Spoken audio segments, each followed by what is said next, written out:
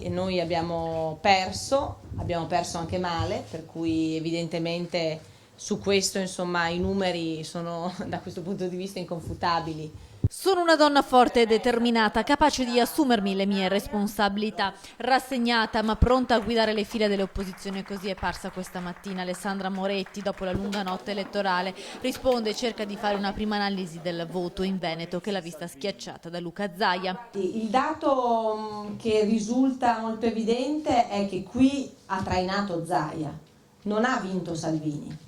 Nel senso che Salvini non è riuscito, come dire, nell'intento che aveva all'inizio. Qui il primo partito è quello di Luca Zaia. Su di me probabilmente è pesata anche la parte nazionale, questo sicuramente sì, però qui ha vinto Zaia sicuramente, lui non Salvini. Una campagna elettorale straordinaria, ho imparato molto e politicamente e umanamente, ha detto la Democratica, che però non risparmia una critica all'atteggiamento che i suoi avversari hanno avuto nei suoi confronti durante la campagna elettorale.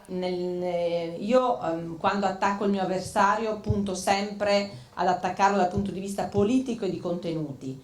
Diciamo che gli attacchi che ho subito io hanno, diciamo così, riguardato molto più spesso la mia sfera personale che quella politica e di contenuto. Chiaro però che una riflessione all'interno del Partito Democratico Veneto deve essere fatta.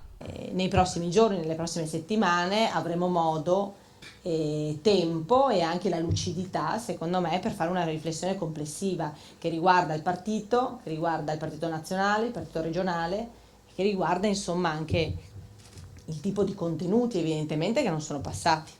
Prendiamo atto di un risultato che probabilmente ci attendevamo un po' migliore. Ripeto, l'analisi specifica del voto la faremo nelle prossime giornate insieme a tutti gli organi del partito e soprattutto questa analisi deve servire a costruire il futuro